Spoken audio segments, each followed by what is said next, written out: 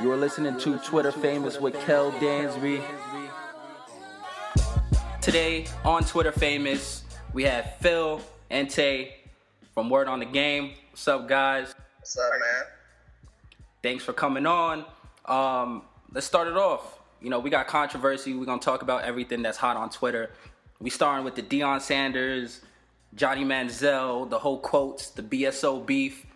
Obviously, we're a little bit in the middle of it. Got the first-hand knowledge of it. Phil, start off. What do you think about the whole article Deion beef? Well, I mean, what was the funniest part of it to me was Deion got mad at her for writing the article. He read the article. She was agreeing with what he said. So, I mean, that was like, seemed like it kind of went unnoticed, the fact that, like, she was like, no, I'm actually agreeing with you, like. But, I mean, I don't know. I felt like it was just kind of dumb. Like, I respected Robert for sticking up for his writers. But, I mean, for me, it was just like, the audio is right here, Deion. Like, I don't see how are you still denying it? Like, I just didn't understand it. Yo, I kind of thought he was right. Oh, you thought he was right? I thought he was right. Like, I mean, a lot of people, including Robert, didn't like the way he phrased it. But, to be honest, Manziel got ghetto tendencies. He's just not ghetto. Oh, you mean right about what he said? Yeah, right about what he said. Not that. Well, clearly he said it. Right. Like, he backpedaled like he was in the Super Bowl in '93. Like, just stick by it. It was true. Like, he got money and stuff, but really, he's ghetto. If you ask Manziel today, yo, who's your best friend? He's not saying Jake Matthews. He was hanging out with Evans. Like, he leans towards the ghetto side of things. I felt like I don't know, the phrase ghetto tendencies makes me uncomfortable. Like, I agree with what he said about Johnny, like, but you know, I mean, I don't know, I hate using that phrase or that word in general, but no, I mean, in terms of, like, what he said to describe the tendencies about Johnny, I mean, he's right, like, yeah, like, Johnny's best friend is a huge hip-hop star, like, you know what I'm saying, so, I mean, it made sense. Yeah, I prefer ghetto tendencies to acting black. Like, if he had to say something. Because I know people who are black that don't act ghetto. I know black people who act ghetto when they're in the ghetto and don't when they're professionally. Like, stuff like that. Like, there are ghetto tendencies. Like, right. I know white kids who are ghettoer than anybody. So, I prefer that. Like, take race out of it. Like, he doesn't act a certain race. He acts like he's ghetto, which he's not. But I just don't see how he could continue to deny it so much when it's clear audio proof and every major sports publication is talking about it now. How do you continue to deny saying it? Yo, he went the whole route of, let me just put, like, religion and church in it. Yeah. And Tay, I was laughing at your tweet because he had tweeted another one of those, you know, truth, all that bull, and then you was just like, no matter how many times you say this, it's still on the audio. I was laughing, like, it's true, like, you can't go the religion route if it's right there. Like, I just didn't understand. Don't go hide behind God when everybody knows exactly what you just said. I'm like, even God know you said it. So what, like, what you talk about? Yeah, he was acting like, you know, like, nah, I didn't say it. Like, come on, man. Everyone hears it. Exactly. It's right there. And even though the funniest part is that Rob went in on him. Right. Even after, like, Deion went quiet, there was, like, a good hour period of Deion just going quiet. Like, yo, I'm not going to tweet through this. I'm going to just try to ride it out. I'm gonna try to let it blow over real quick. And Rob just went in on him. Like, there was a solid, like, 15 straight tweets. I mean, I felt him though, because I mean, he said it like, stop lying, like, this is not true. You guys completely fabricated this story. You know what I'm saying?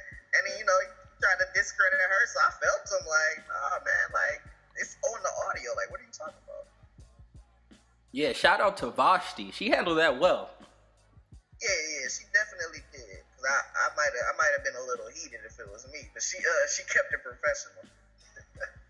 I've been itching for a Twitter beef. Like, I've been waiting for it. Now, on the real, anything like that happened to y'all yet? Like, I know it's happened to me once. Anything like that happened to you guys? You guys obviously both, right? No, I don't think anything like that has happened to me. I mean, celebrities have called me out, but it was never for like writing anything.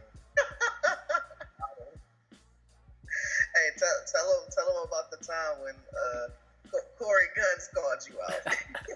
Corey Guns almost had me hating Young Money single-handedly. He's barely a part of it. Okay, so I'm not gonna focus any time or any concentration to Corey Guns and his lack of a career. Okay? Yo, you got to tell us about Corey Guns. You got to tell us the story, at least the story. Tell him what happened. Okay, man. So it's like 3 o'clock in the morning, all right? Nobody's up on my timeline. It's just me.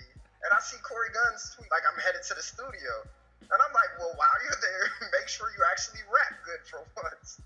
And he sends me a tweet back, you know, with some language I can't really repeat here. Right. Wasn't very. Hold on, we're not on ESPN. This isn't a Disney show. You can say whatever you want. You told me multiple times to go suck and die on a dick. So that's you know. But no, I mean, it's never like I've never gotten to a beef on that like scale with somebody in that status. I mean, I've gone back and forth with people. Like the most notable one that's happened to me, just thinking off the top of my head, I don't know if you watched Love and Hip Hop. Yeah, your boy Benzino. I see your tweets all the time. Yeah, and you know the funniest thing was like in Tay's situation, he was talking mess, so I understood why Corey got mad. I was actually trying to help Benzino, which is the funny. Were you though? Listen, he this was like right after the first season, and he was posting pics of like him basically simping after Carly Red, and I just simply retweeted and said, "Yo, have some self-respect and stop posting these pics." Next thing I know, I'm blocked, and I've been blocked ever since. I can't go on his page right now. You know, I heard he got shot, and I felt bad, but I'm like, I can't even wish him a well wish because he got me blocked. Yeah, nah, my only beef was like last year, and it wasn't even with someone like famous, I guess. It was with 11-8. She owns the site Baller Alert or whatever. Yeah. And we both posted a story. I forgot what story it was, but I think it was the Peyton Siva story. Oh, about old girl. Yeah, the chick. Like, it was crazy late on the East Coast. I'm up because I'm on the West Coast, and it pops off at like 12. And I'm like, yo, I got it. So I'm screen capping stuff, writing an article, and she posted hers 4 minutes before I posted mine. She was the first one. I did it 4 minutes after. And she was like, you stole what I wrote. It's like line for line what I wrote. Oh, look at you stole my story. I was like, yo, I took your whole story in 4 minutes. Right. She was like, oh, it sounds just like what I wrote. I was like, are you a good writer? She was like, yes. I was like, that means I'm a good writer then, because we sound exactly the same. I was like, thanks for the compliment. You know, it was fun. Like, she took it to heart. She hit up Rob. I was like, yo, it was 4 minutes. I called Rob an hour ago, told him I was writing it. So we went back and forth. Crazy enough, we're cool now. She might be on the show soon. So. Oh, y'all handled it? Yeah, it was mad cool. And then she followed me after. It was weird. It blew over. But yeah, I didn't get blocked like you though. Nah, man, I'm still trying to get unblocked. Yeah, yo, I'm gonna have to let him know. Like, yo, my man Phil is sorry. He's trying to make sure you don't get shot again. Yeah, I'm like, I was upset because I just felt like, man, I'm trying to help you. Like, stop posting these screenshots. Like, you know, but whatever. I give up. All right, so we talked about the BSO beef. Let's go something in Phil's area. It hit your heart, Phil. The Drake Hove beef. This gonna take you a while. I know you got deep-seated issues with this beef and feelings.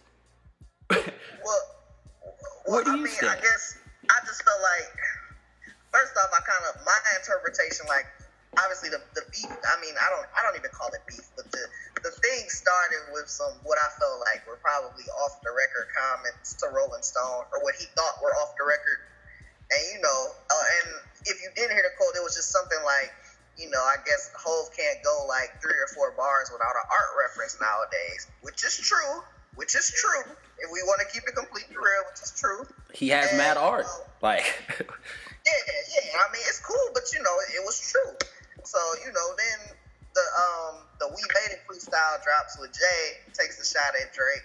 I don't know if I call it a shot, but then it kind of culminated today with Joe Budden, interestingly enough, where he kind of stuck up for Drake in the sense of just saying Drake could go head to head with any of whoever y'all want to name, and it kind of created a buzz, and we posted a story. Tay did actually. I guess Jay-Z unfollowed everybody but Joe, unfollowed everybody, and then followed just Joe Budden. And then I guess when he realized people like peeped, he unfollowed them. But we got like the screenshot of it and stuff. So I mean, I don't know. It was just odd. Like, but I kind of feel like Jay feels some type of way, because I mean, he's really the one kind of egging it on, in my opinion. Like Drake doesn't really name dropping tracks. Yeah, Joe Budden, I think, has the best Jay diss ever. Like, for Moon Music 2, he goes in. It's like I don't know if it's on World Takeover, but I have to go back and listen to it. But on Moon Music 2, he just goes crazy. When he was on Def Jam, and Jay was the president.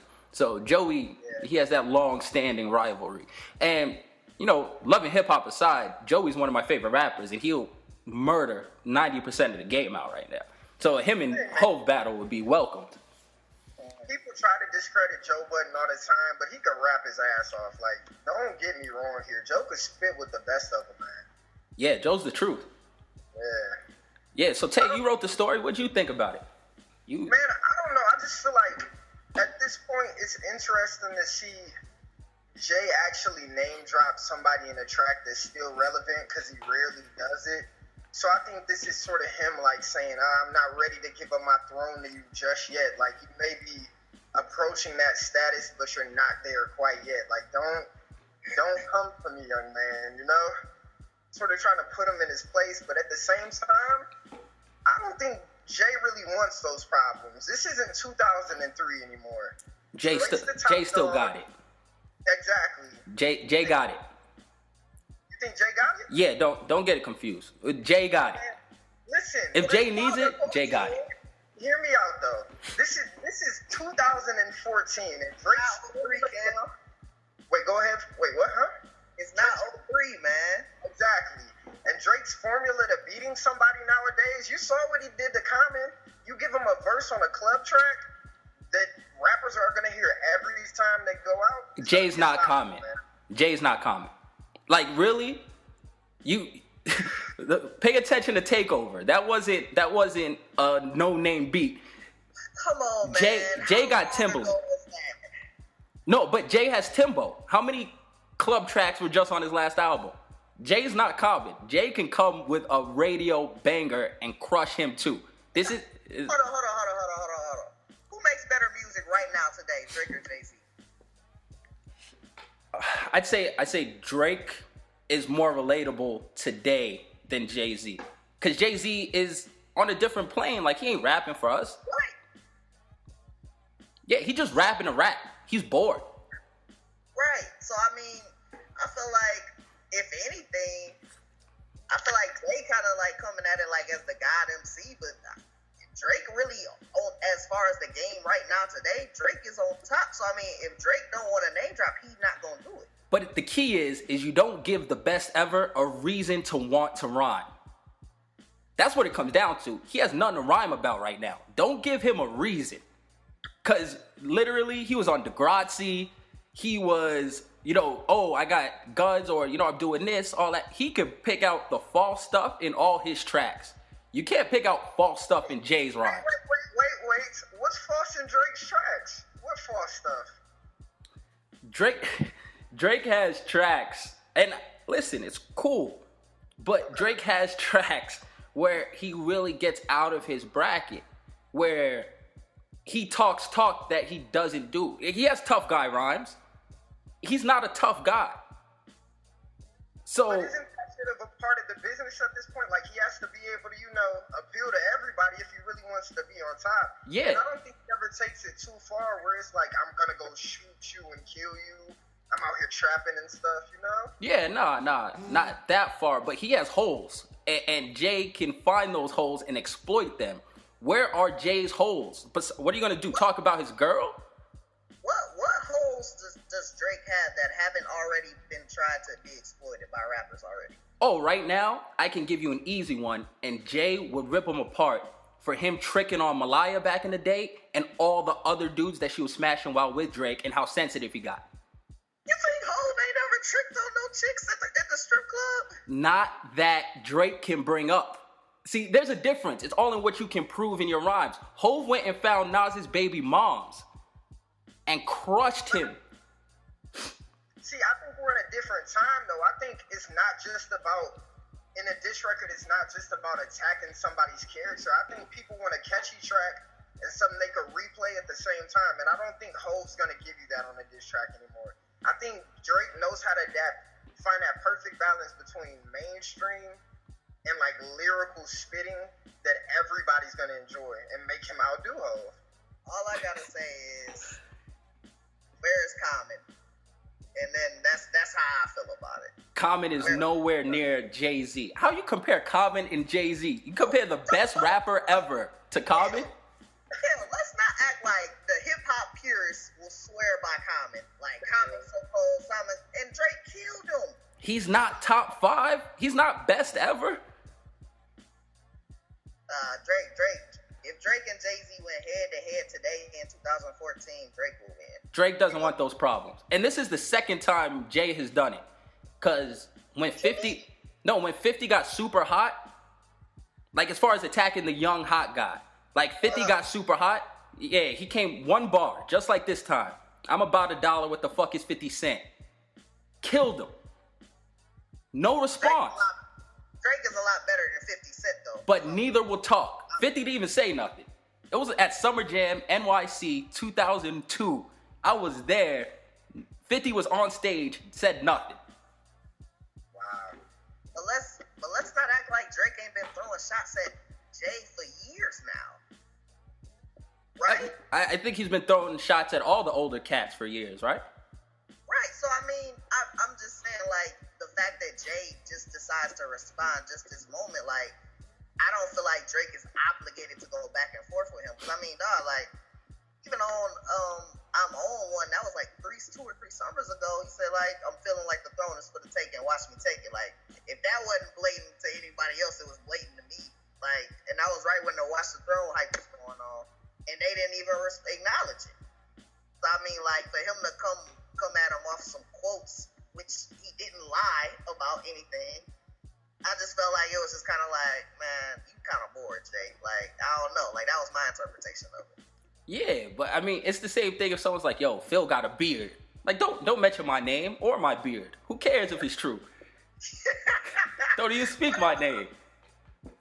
I mean, I guess I'm just saying I could feel a certain type of way about it, but if it's facts, it's facts. Like, you know what I'm saying? Like, that's just, I don't know. Like, but I mean, Drake's one of those Drake problems. That's what it is, man. He doesn't want no problems with Drake. Drake will make that old man show his age. I'm telling you. Okay, question. Honestly, hip-hop wise, Pusha T didn't crush Drake? How? When? What verse?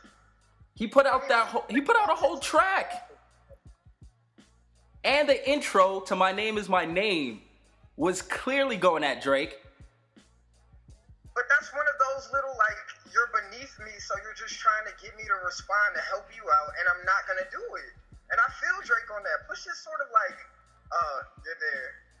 And then, Kale, Jay has done that for years. You know how many people take shots at Jay on a consistent basis and he doesn't say anything? Like, you don't have to respond if they're beneath you. This is a big deal because it's low key. Even if you don't agree, Drake is on his status. Drake is the best young dude in the game right now. So it's like, oh shoot, like Jay is acknowledging, like, oh shoot, yeah, I gotta take you serious. Drake didn't have to respond to Pusha T. Like, I mean, if he didn't want to. Sooner or later, he's going to have to respond to his peers. I mean, these guys aren't peers, so I'll give them the pass. Like, if someone's beneath you, not your peer. You don't have to respond. Jay is older. Like, what are you going to prove by battling Jay?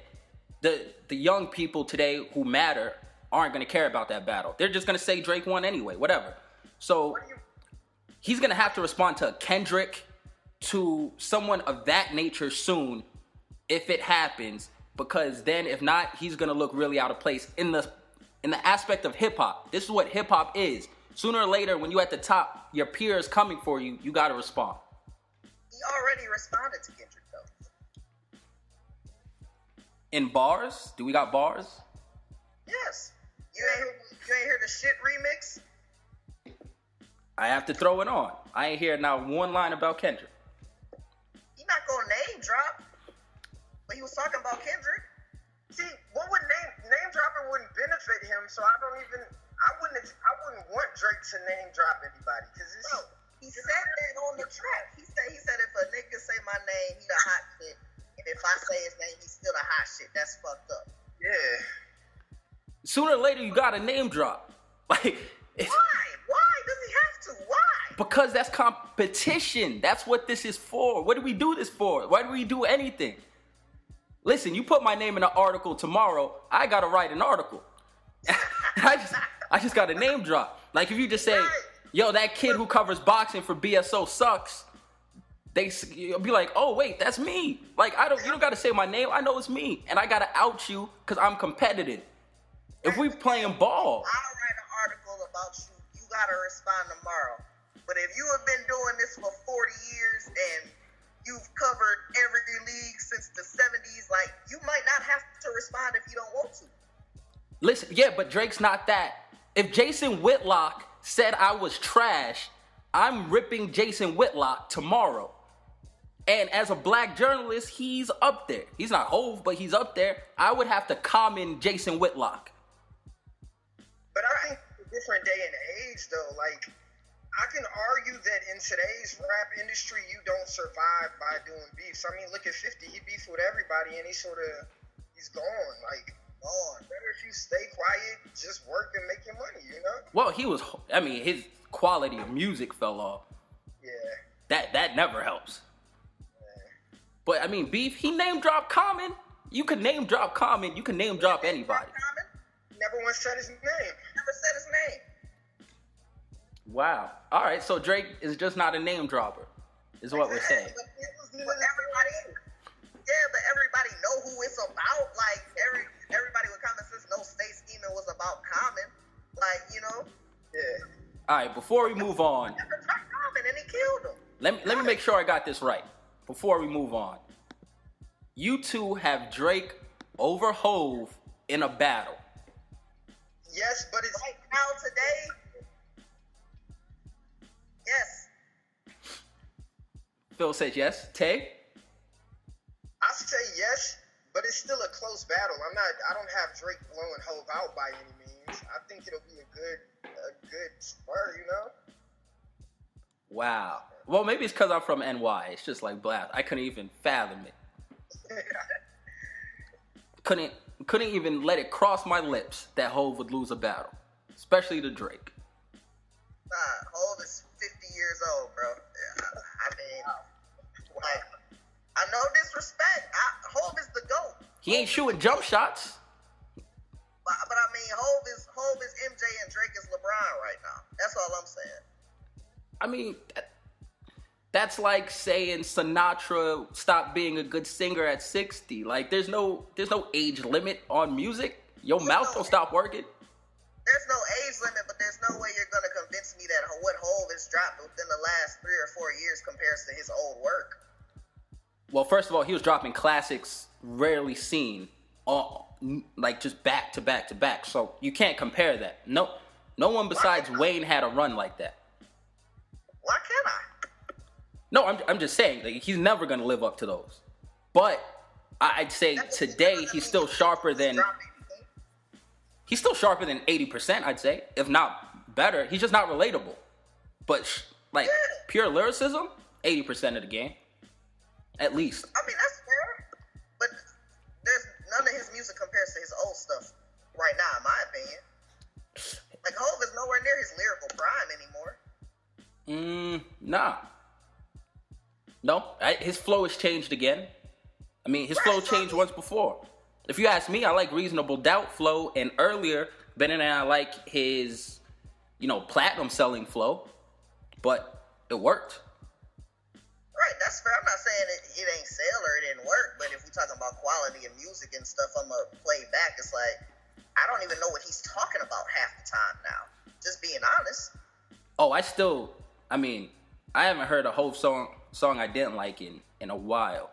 I like the whole last album besides the Beyonce track, which was horrible. That's just difference of opinion, man. There were a few tracks on there I didn't care for. We got to talk about more Hov and Drake. Okay, last album.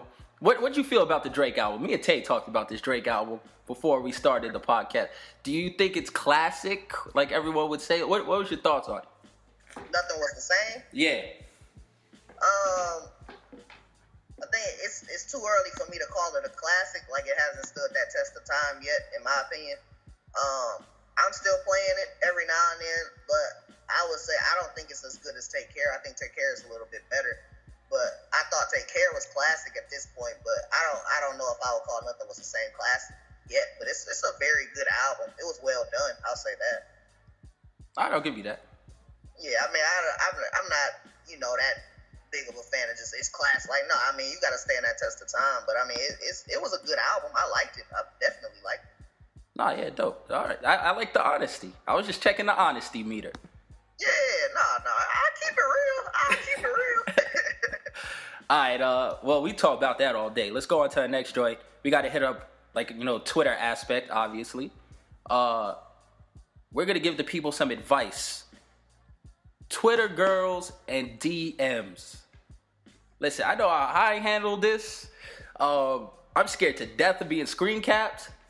So that's my aspect on it. I'll explain it later. Tay, I hear Tay gets all the girls. Tay, how do you handle this, man? Your DMs are crazy. I know they're popping right now. Listen, man. TM in the DMs, first off. I'm known for this. Let me break this down, man. When you go into those DMs, you pretty much just got to be fearless. Whatever happens, it's going to happen. You go in, I go all the way out, and I make it clear what I'm here for. I'm not here to have any 140 character conversations or anything in your messages. I'm trying to get your number and then get something after that. That's pretty much it. So, number one rule is get the number quick. You in or you out. So, man. And if she has an Android, leave her alone. Don't even worry about it. Yo, that's real. I don't mess with the green bubble. Exactly, man. Exactly. You can't see my emojis. It takes away half the game. I can't do it. Preaching to the choir right now. Phil, how do you handle the DMs? The ladies love young Phil. I see it.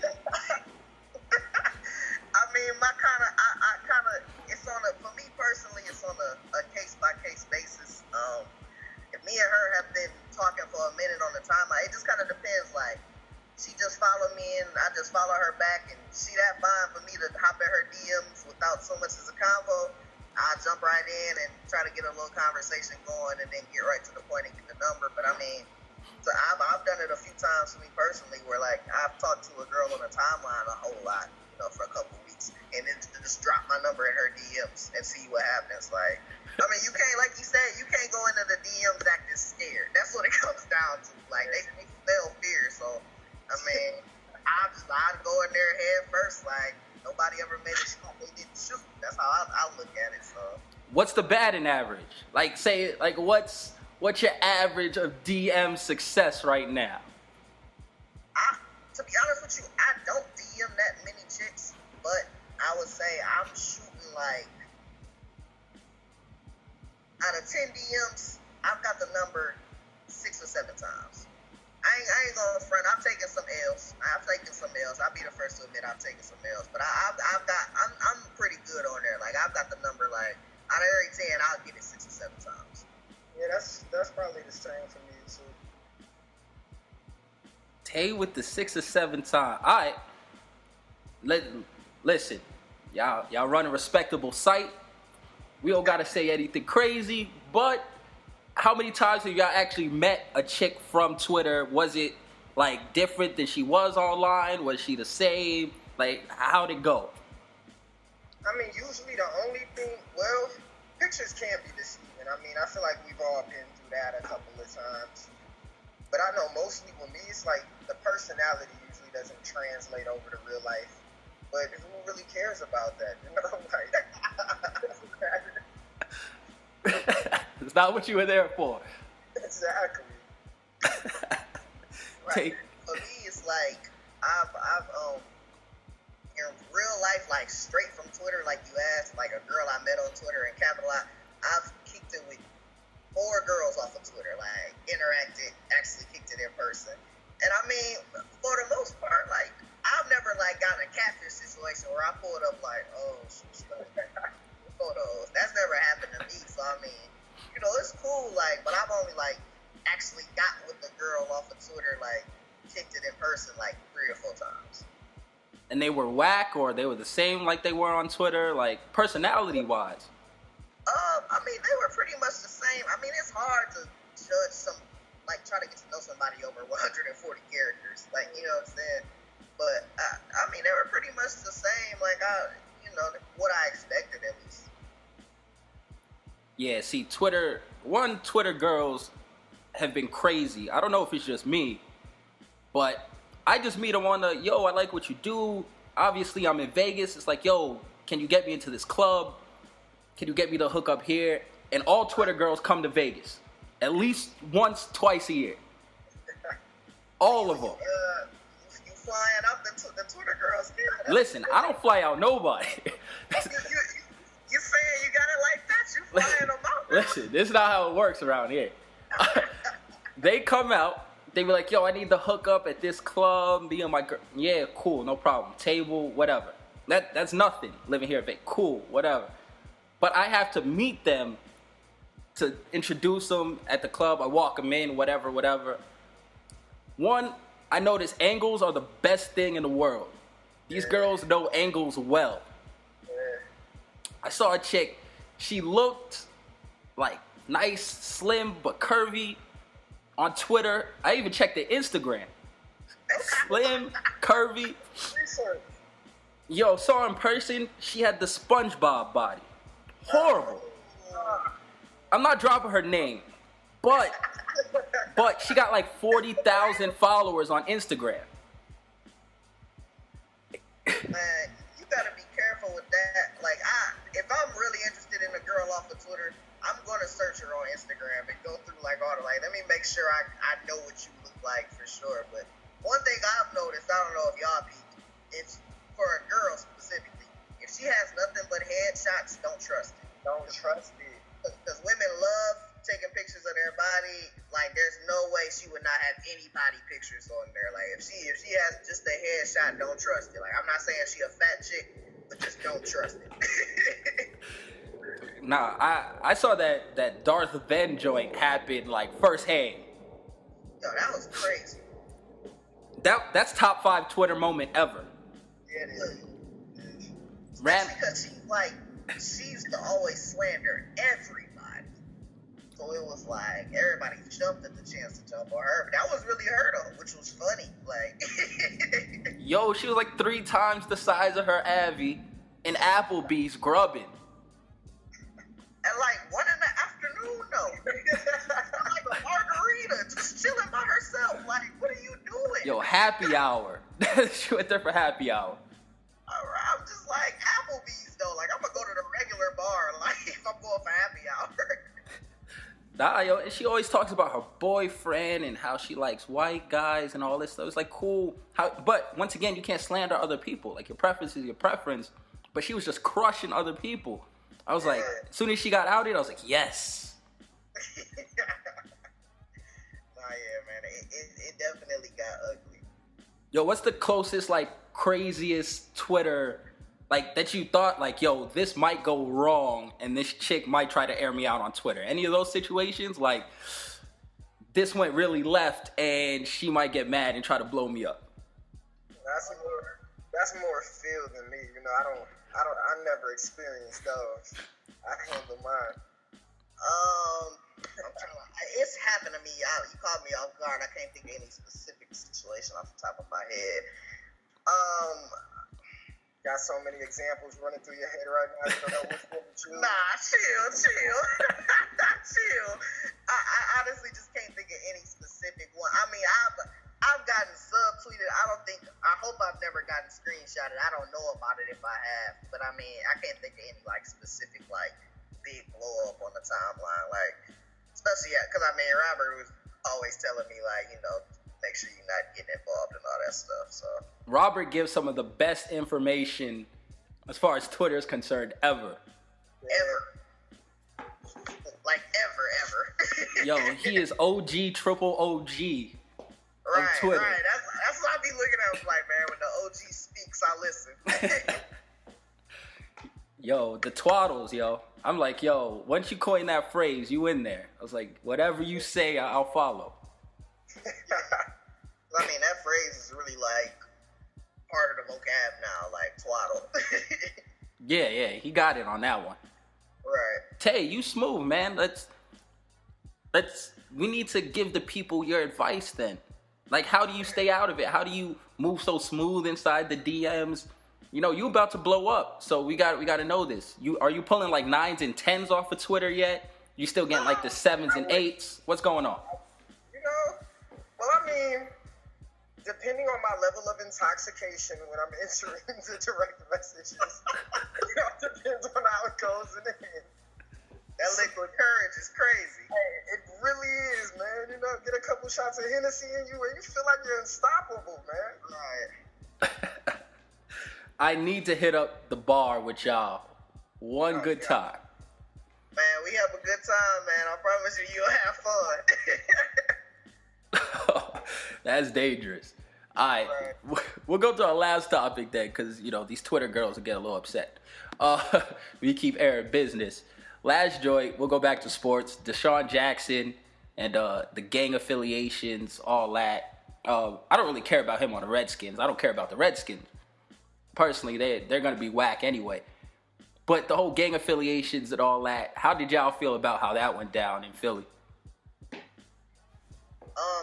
I kind of felt like, it was just, I don't know. I kind of felt like it was just a lot, like in the sense of, for them, specifically the Eagles, I just felt like you're willing to release, arguably, I wouldn't call Deshaun one of the best receivers in the game, but he's most certainly a dynamic playmaker at the very least. And, I felt like he's been there a long time. You know how Deshaun is. You know what you signed up for. Remember, this is the same team that gave Deshaun an extension, a 5-year extension, after drafting him. So to me, it kind of felt like he's not a new person. Even if you want to argue it's a new coaching staff, the Eagles organization knows about Deshaun and who he is. And I just felt like, specifically for them to give somebody like Riley Cooper an extension after dropping the N-word with the hard ER, in public. But, Deshaun might allegedly have some friends in a gang. Like, it just felt like it was just kind of phony, in my opinion. Where'd you stand on that, Ted? Yeah, no, to continue on what Phil said, it sort of just felt like an excuse to get rid of him. I mean, understand that Chip has no sort of allegiance to him, like Andy Reid did when he was there since he brought him in, but I don't know. I feel like they're just coming up with an excuse to get rid of him. And if you are going to get rid of him, go get you a draft pick or something for him. Like, why would you just straight out? If I'm them, I'm trying to give me a pick at least. Yo, they could at least got a 4th, something. Yeah. Sure, I'm not giving Deshaun away for nothing less than a 3 at the least. I'm trying to get a 2. But I mean, just to cut him for nothing was just like, what? Like, I feel like we're missing something. That's Randy went for a 4th in Oakland, like to the Patriots. He at least went for a 4th. People thought they were crazy, but they got something. That was a steal. It was. Right. Nah, because, it's a real issue because I'm from the Bronx. I still have all the friends I grew up with. I'm not really about losing friends necessarily. Like, I don't see them all the time, but if I go back, I say what up. And I have friends that don't do, the best occupations in the world. Like, when you're there, it's real. Like, either you selling crack rock or you got a wicked jump shot. Like, the line holds true. Like, how you get out of here? I went somewhere else for high school, so I didn't have to deal with all that. Like, I never had to make that choice. But besides that, all my friends had to make that choice. I got one friend who went to college. I got, one friend who works a 9 to 5, and everyone else sells drugs. It just so happens to be what they do. I know them differently. Like, we played cops and robbers in the backyard. So I'm not going to not say what up to him. I'm not going to not chill with him. So, like, getting that pegged on him, like, it hit me a little rough because I was like, yo, people say the same thing about me. Right. Like, I got those people. Like, it's not what I do on the day-to-day. Like, you're not going to give me a job. You're going to fire me because I know this guy since I was, like, 3. Yeah. So it's crazy, just being from places like that and seeing it, like, it makes no sense. Like, you know where he comes from. You're going to have lifelong friends. You can't control what your friends do. Exactly. Do you think if it was a white player and it's the exact same situation, he gets cut? I think so. I mean, honestly, nowadays, in my opinion, I am less on the race card, more about the social card. Like, if you are broke in any way, if you are from the projects and you black or Spanish, or if you're from the trailer park and you're white, or anything like that, they're looking down on you. Yeah. So, I mean, I don't think it's race. I think it's where he came from. Like, you look at the Jonathan Martin Incognito joint. Incognito isn't affluent. He ain't go to Stanford. If anything, he's like a backcountry boy. His family ain't have nothing. You're right. And he was the bad guy. And Jonathan Martin, regardless, they were going back and forth, supposedly all this. He was untouchable. And he left. Just bounced on the team. And it's because his family got money. His parents are, somewhat educated, extremely educated, and wealthy blacks. And he's from a different class. When you got that money and you got that status, they really don't touch you like when you come from, a lesser situation. And it's sad because 80% of their league come from a lesser situation. Yeah. So you're saying it's just more about where you're coming from and who you've been around as opposed to, the color of your skin now. Yeah, yo. If you're white and you got an uncle that's on meth and he's doing all of this and you come into the league and you got tattoos, I mean, you look at Birdman. They don't look at Birdman like he's white. Right, no, not at all. I mean, he's a little weird in his own sense and he's been through his own trouble. But, Birdman isn't looked at as, oh, you're white, so you're good. Now, they look at him like he's a little crazy, too. Yeah. So it all depending on what you look like, where you came from, just that perception of what you give off, it really scares, I think, that generation. It'll be different 20 years from now. I feel like, I've been on job interviews. Obviously, I work for a magazine, a lot of media and all that stuff. There's a lot of 40 and 50-year-olds there. And I've been lucky enough to, go into job interviews with my tattoos and they don't judge me. And they judge me on what I do. But if they were 60 or 70, I don't think I get those same luxuries. And these NFL owners are 60 and 70. Yeah. Like, y'all ever run into anything like that? Like, obviously we're all young black journalists. Phil got a beard.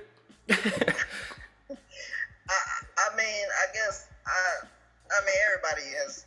If you're black, I feel like you probably had an experience at some point.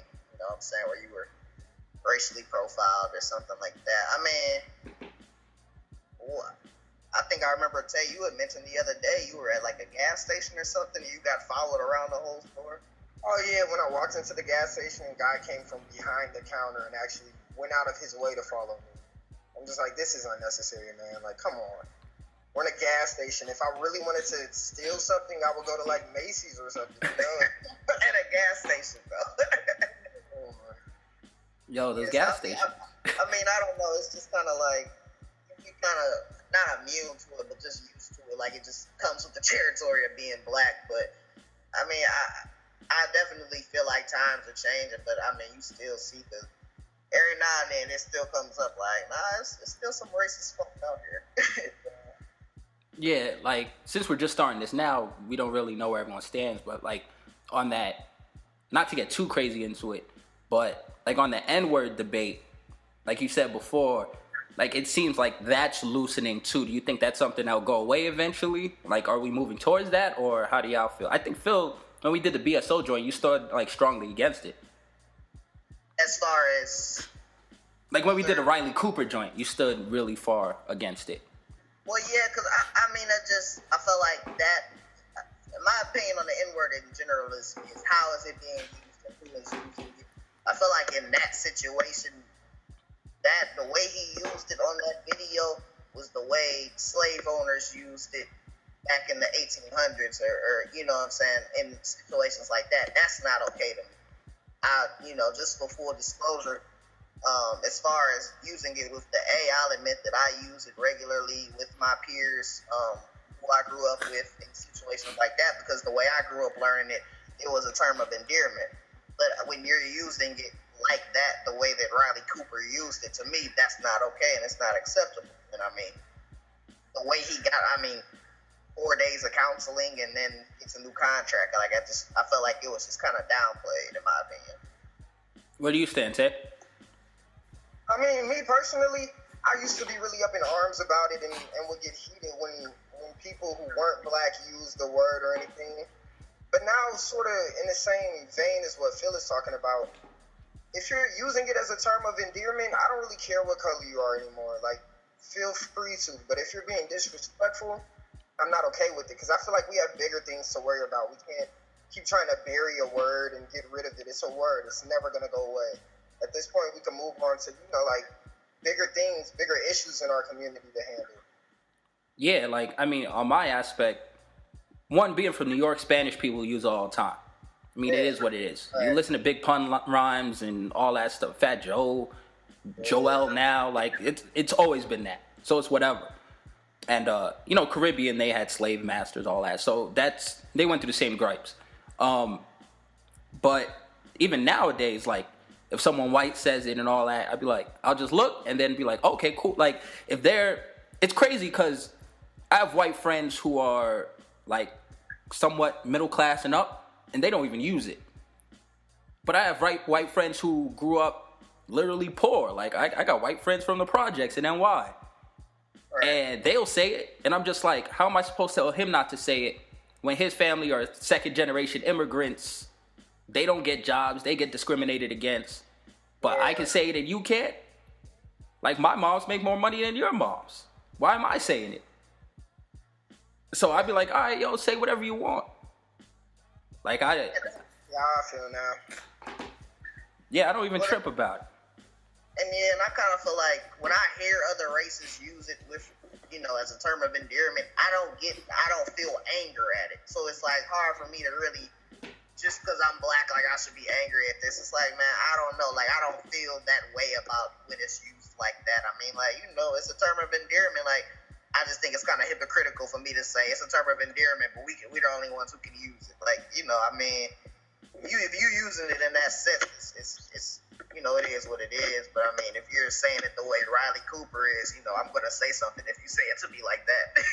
Yeah, on the real. Like, you say anything towards me aggressive, you can be like, yo, you're a sock. Like, I'm gonna punch you in the face. It doesn't even mean nothing. Right. You're like, yo, did he just call you a sock? Like, are you mismatched? Like, it doesn't matter. Like, you just gonna get punched in the face or how you said it.